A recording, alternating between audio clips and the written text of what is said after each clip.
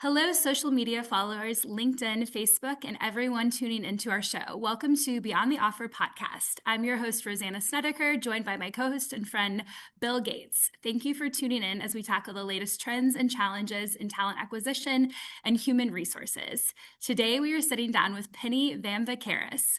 Penny is a longtime client of Hirewell's, who's currently the head of talent acquisition for North America at Weber Shandwick, a global public relations firm. Penny has a very impressive background in talent acquisition with over 25 years of experience across consulting firms and agencies worldwide. We're very excited to have you join the podcast, Penny. Welcome to Beyond the Offer. Thanks, Rosanna. Welcome. Happy to be here. Thank you, Bill. Yeah, we're excited to have you. Well, first question, we always dive in with our guests. We'd love just to hear about your background and how you fell in or got into HR and the recruiting space. Yeah, I never thought I wanted to, growing up thinking I was going to be in HR. I focused my undergrad in psychology and specifically industrial organizational psychology.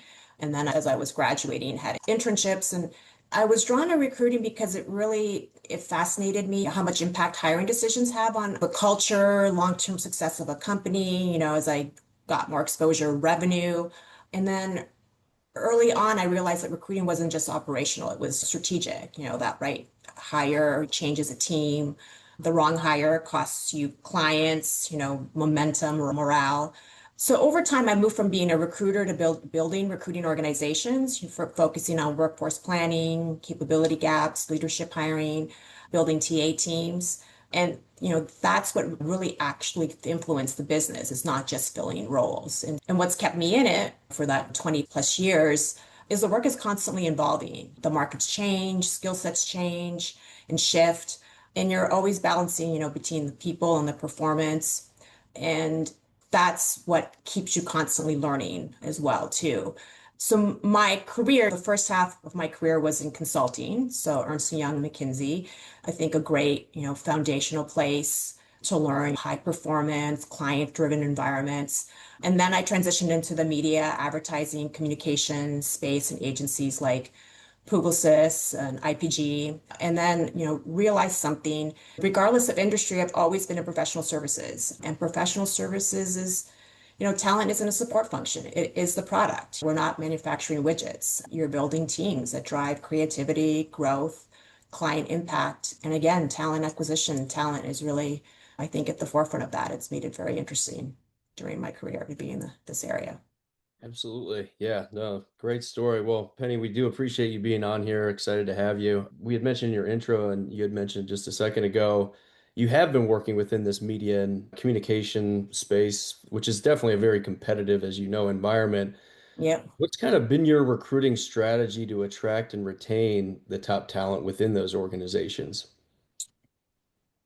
Well, in agencies, the competition for talent it's pretty intense. So my approach has been, if you want to think of it simple, but really being disciplined, first really aligning recruiting to business strategy, not just what roles are open, but where is the revenue going? What capabilities will we need 12 to 18 months from now?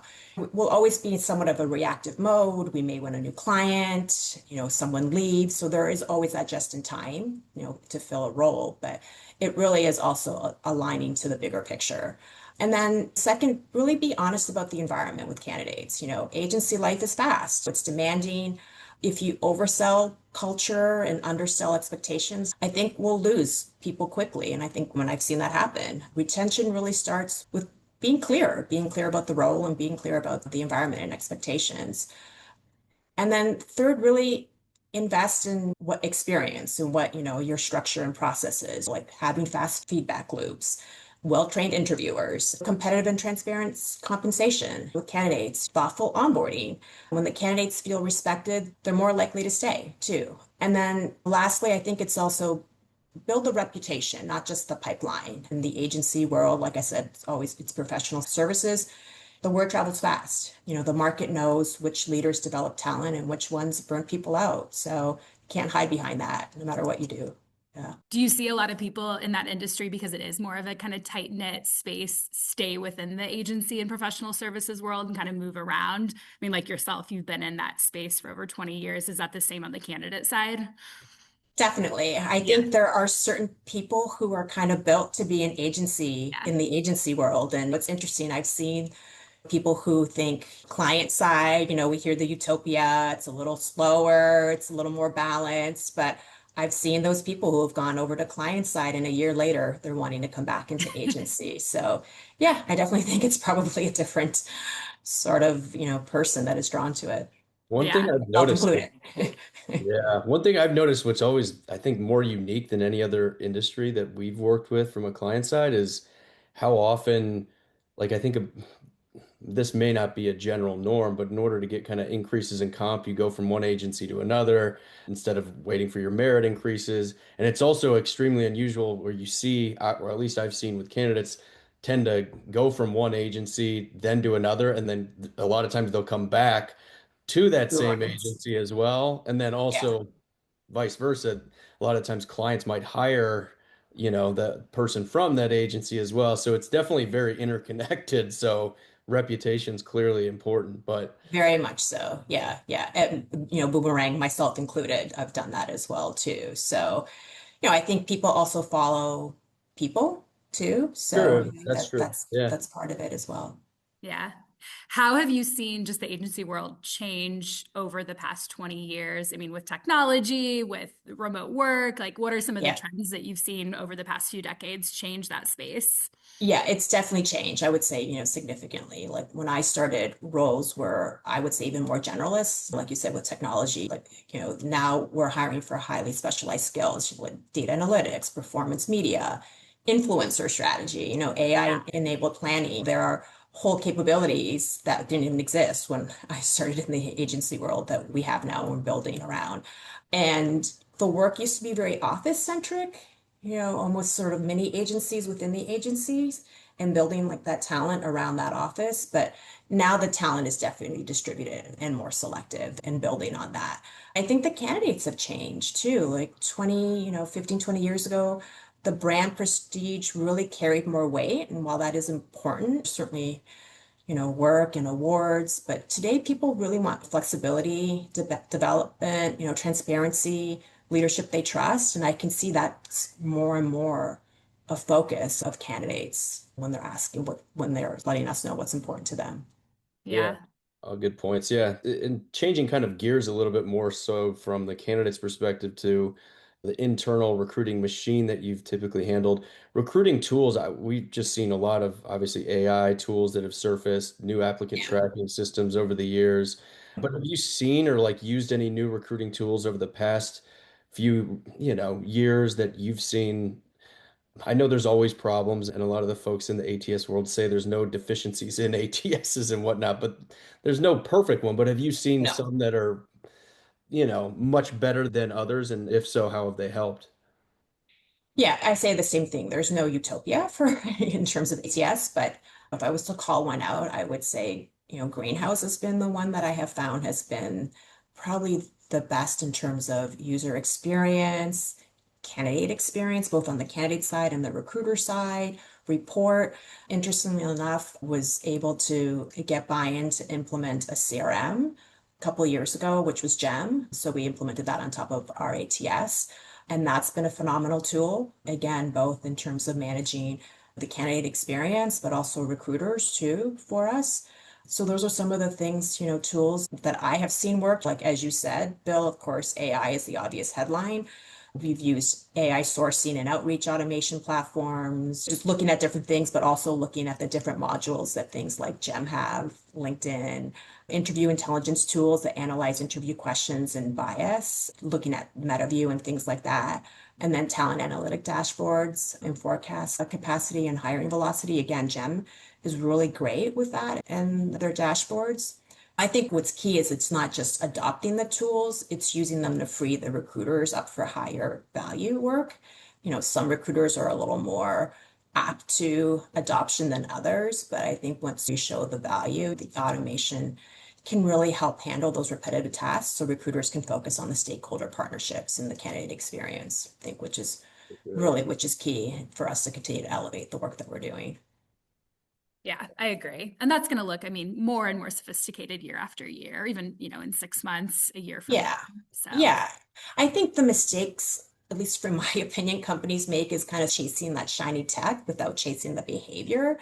But yeah, I think the technology should remove the fiction. It shouldn't replace, right, the judgment. And the real opportunity is using tech to free recruiters up to influence, not just to yeah. transact. Yeah, because you're always going to need that recruiter to Yeah, influence and drive process. And like you said, it's exactly. such a people-driven skill set.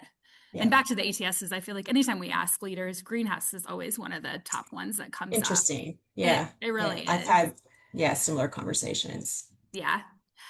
Question for you on just kind of like interview assessments, personality assessments. We have some clients that are really bought into those, some that don't use them at all. We're curious on your philosophy around that. Is it something that you find beneficial throughout the interview process? And if you do, any that you prefer or that you've seen be more successful? And if so, like for what type of roles do you implement those? I've used tools like Hogan and DISC or like cognitive assessments. I think they can be used selectively at times. I don't worship them. I think, more for leadership type roles.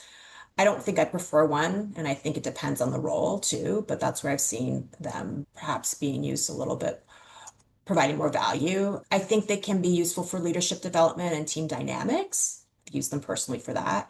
Yeah. I also think they should not replace structured behavioral interviewing, and they definitely should not be the sole reason someone is hired or rejected. And I do, that's, one thing I have seen where people have hiring teams or decision makers have leaned a little too much on the assessments themselves, which is why, I think they're okay, but like I said, I don't worship them. So, yeah, especially agencies, we're looking for cognitive agility, resilience, collaboration, and I think no assessment perfectly predicts that.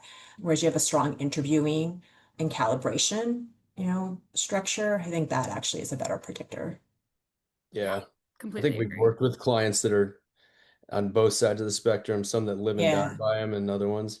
My personal thoughts, I'd say Hogan is usually typically used for more executive and leadership hiring. exactly. Yeah, CCATs tend to be a little more cognitive. Like DISC, a lot of folks, I think, hiring a lot of sales individuals that have more of the behavioral side like to see that. But I think, as you probably know, when to introduce these, if you do have assessments, is the most important factor. I think exactly. you start off with them without even talking to anybody from an organization, it's the biggest mistake you can make because the drop off of candidate pool and candidate experience usually is, oh, I'm interested in this job and you're telling me to take an I assessment. think it does. Yeah, yeah. Yeah, Yeah, I couldn't agree more. I couldn't agree more. And I think also, as I said, I think then you are just solely relying on that, where it should be a data point in the overall, assessment process as well, too. for sure. How do you stay up to date with just industry trends and being the best talent acquisition partner to the business as things change and evolve? I stay curious, talking to other CHROs and talent leaders across the network, attending networking events, also following industry reporting within the ad world, Ad Week, Ad Age. I think staying close to the hiring managers and the business itself, they tell you where skills are shifting too. And even talking to candidates, they're often kind of ahead of the companies themselves. So it's, just keeping abreast that way, what's happening in the industry. But I also believe in cross industry learning, watching what tech or consulting is doing. I often see that hits probably around, what they're doing today hits agencies maybe 2 years later. So trying to understand what some companies are doing outside of the agency world, I think has been really helpful. Absolutely. Yeah. Yeah, I agree. Just knowing what other industries are doing. And like you said, talking to candidates, that's what we tell our clients, like hearing what candidates are hearing in the market, especially ones that are active, because they're talking to other companies that are hiring. That's like real-time data for you. So, 100%. And then I think the other thing is taking that market data and sharing it with, our hiring managers and our leadership. While it may seem anecdotal, that's really where the value is in terms of what are candidates saying about us, our brand, or what they know about our clients, the work. There's a lot of insight in that as well, too. yeah. So thinking about just kind of the market, I mean, the three of us are no stranger to the ups and downs of the job market, especially in the recruiting space. I guess if you were talking to someone who is a recruiting leader and is kind of just dealing with the first time of the volatile market that is what we're in now, what advice would you give them on how to manage a recruiting team and just how to deal with the ups and downs of the economy and scaling and managing a recruiting team in today's world? Yeah, well, to your point, first, I would say volatility is normal. If you stay, Yeah. like you said, if you stay in this field long enough, you'll experience cycles, which, as you said, we all have. My advice is don't let the word hiring freezes scare you. Build relationships even when you're not hiring. This is the opportunity. Again, stay close to the business, understand what skills are needed, what clients are we pursuing, continue to be connected and knowing that we're going to need to build talent in that area. So build those relationships with candidates even when you're not hiring. And you do that by just having transparent conversation with candidates. You let them know there's not a role right now, but there could be one in the future. I just want to start to get to know you. And then use those slow periods to upgrade infrastructure, clean out your ATS. It's sort of the housekeeping things that you just always have on a list of things to do and just aren't able to do when you're in the up cycle of hiring. And I said, learn to speak in business terms and not just, HR language. Again, I understand the business. And I really do think the downturns kind of revealed the skill gaps. When hiring is so-called easy, what we would say, like, not the strongest recruiters can kind of hide too in the volume. And in tougher markets, the rigor really matters. So I think it's important to keep yourself fresh and learning and connected too. Absolutely. Yeah, good points. I find, I know we've known you for quite a hire while has, bro, and myself have known you for a while, but I find what's kind of interesting about your background is you came from the McKinsey of the world and you've worked with kind of big and were you internal at McKinsey or external? No, I led TA for a couple of different practices at McKinsey. Okay, but hiring for McKinsey Hiring for internally, McKinsey, yeah, internally, yeah. consultants, yeah. Well, so you think of those folks that's kind of your top of the bar individuals from what, '03 to 2010, but then like you've also worked with some larger, ad agencies and whatnot as well. But then what's fascinating, you've also worked with kind of smaller tech organizations that may not have had this massive brand or talent acquisition team. What have you kind of learned? Not that bigger is better and smaller is better necessarily, but what have you kind of taken away from those experiences to put recruiting into perspective? Yeah, it was actually a great experience. And the reason I did that, it was something I've always wanted to do too. I mean, wanted to, be exposed to a startup environment. And I'd say the experience sort of even recalibrated me. Like you said, Bill, it's a smaller tech environment. You feel every decision. There's no bureaucracy to absorb mistakes. Every hire affects the burn rate, culture, even execution speed. So it really forces you to prioritize and it forces clarity, it forces speed. So when I returned back into large organizations, actually went back to Publicis, I brought that back basis really kind of for simplification. Definitely scale is impressive, but agility is powerful, and then sometimes I found like stepping in that smaller environment reminds you what actually drives value versus what's just, if you want to call it sort of process theater. Well, that is definitely important and I think is key to having a functioning talent acquisition and something I brought there. And I think that was what a value of my background. Those are some of the things that I took away from my time there. Absolutely. Do you feel like in regard to just some of the smaller organizations as they're building out like talent acquisition functions? I mean, I'm sure you've walked into it in all different shapes and forms to where there's maybe bottlenecks or, maybe their employment branding isn't up to speed or maybe they've missed. Where do you feel like there's a commonality in mistakes to where as that process is building from kind of the ground up that there's missteps? Like Well, sometimes who's involved in the interview yeah, process and the process can be too long or too short and right like there's yes, always different problems absolutely. and issues but I think it's having what that defined process is. So while, you say there is a process, there's nothing actually defined. So actually putting something down and saying, here's how we're going to do this. And again, nothing is black and white. There are shades of gray. We're talking about people, but there needs to be something that's defined and socialized and trained and definitely getting buy-in at the leadership level and then ensuring that then is adopted throughout the entire organization.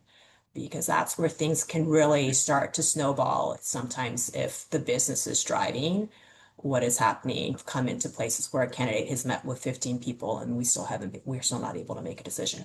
That is not necessarily even for, the most senior person. So that I think, and every organization has been unique, but I definitely think that's probably, if I could sum it up, the driving sort of theme I've seen. Gotcha. Gotcha. Makes sense. Yeah. Well said. Yeah, and I feel like we see that so often with the smaller startup companies where even when we're qualifying the job, like the interview process, it's like changing on the fly and it changes throughout the process, where the bigger companies typically have it ironed out pretty well. Yeah, yeah, yeah. Yeah, So so you know what you're doing, your candidates know what they're doing, expectations are set from the start. from the start. Yeah, yeah. Well, and for you, I mean, to have both of those experiences on your resume, I mean, a lot of people want that and they struggle to either be able to get into the small company when they have the big experience or vice versa. So it's great that you have both of those experiences because a lot of people want that and just can't get it. So great for you to be able Yeah. to pull from both sides. Yeah, it Uh, was great. yeah. So I know we're already, already into Q1, which time is flying, but just curious, looking into 2026, what do you anticipate for recruiting? Any changes, any trends that you see for this year? Well, of course, AI, but I think AI becomes a little bit more embedded, not as experimental. I think skill-based hiring becomes operational, not, just aspirational. I think it's something that at least I have seen we've been talking about for the past few years, and I really think there's be more focus of it. I think internal mobility, certainly, within large organizations, I think there'll be a focus on that. I think that becomes even coming from a financial strategy too, redeploying and keeping talent. And I think recruiters who can speak the language, I keep saying this, but recruiters who can't speak the language of the business will struggle. So again, really being business partners. And the other thing, I think talent acquisition will be measured more rigorously, and some organizations maybe do this a little bit more, but I do see this as a theme across most organizations now, where not just cost per hire, but quality of hire, retention curves. I think the accountability bar is rising, and I think that's a good thing. I think, like as I keep saying, TA continues to evolve and really I think has become even more strategic. Relevance is continue to do that at this point. Yeah, I love all that. And I know you've said it multiple times, but being aligned with the business, I think, is so key. I mean, you see it anytime, not that we're going into a downturn, but when, things do slow down, the recruiters that do stick around, that stand out, are ones that do understand how TA aligns with the business. So Yeah. you're spot on there. Yeah. Well, we like to wrap it up with a few questions that are a little bit less recruiting HR focused, just kind of to get to know our guests on a little bit more of a personal level. So, a few questions for you, Penny. Just curious, if you had a day completely off to yourself, no work obligations, just totally for you, what would that perfect day look like? I think it'd be pretty simple, kind of unstructured, probably workout in the morning, great cup of coffee, no email, just being disconnected, probably a long walk with my dog, maybe reading something like for entertainment, like non-business related. And then just dinner somewhere great. Chicago's amazing, great restaurants. So, no agenda other than just kind of enjoying the moment. Like I said, just kind of simple and structured. Sounds like a perfect kind of random day. I love Yeah. that. Any That's good restaurants that you are into right Well, now? Or I've actually been to a few good ones over the past month or so, but the one that stands out, Petite Edith, new French restaurant. As the friend that I went with said, it was exceptional. I'm like, yes, exceptional is the word. It was phenomenal. So highly recommend it. okay, love really, that. well, If you haven't The been yet. how about another last kind of question, more on the unfiltered side of things? Any tips for staying motivated? I know you mentioned a book, but a podcast, anyone or just somebody you look up to kind of stay motivated on the career side of the equation? Yeah, yeah. I listen to a lot of podcasts just with traveling. I've like doing that as well too. And most recently I came across one called The Knowledge Project. And it's basically they interview different people across like business, science, investing, and sort of understanding what like their mental models, the sort of decision making is. So people like Mark Andreessen, Michael Orbitz, who started CAA.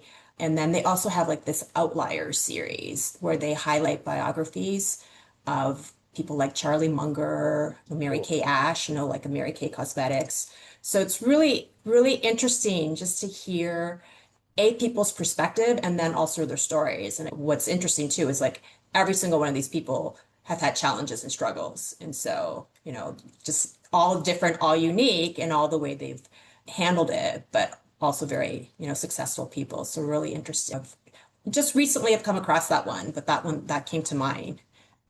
Another one to recommend on the podcast front before we wrap up here, but I came across one recently called Acquired. It's been around for a long time. Choir.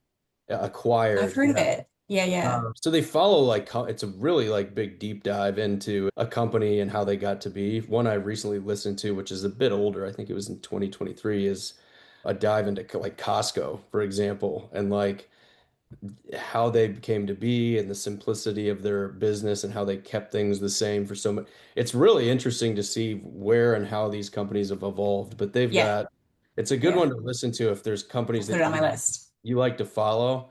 I love to dive into like Wikipedia pages on some of those things, and this is much more detailed and descriptive, and it tells the story a little bit better than just a regular Wikipedia page. Yeah, yeah, yeah. It gives you another But perspective too. So I'll put it on the list. Thank you. Yeah. absolutely, absolutely. I've got But one too, if you've heard of The Burnouts. It's hosted oh, actually by Bill Gates's youngest daughter and her college roommate. They Oh, interview different like entrepreneurs. They had the woman who started Poppy, the soda company. She just sold yeah. to Pepsi. So that's how I got on it. But Bill Gates's youngest daughter, who's like in her early 20s, and her college roommate, they interview all these people who start like different startups, and it's really interesting. So that's a good one too, if you want to check out one.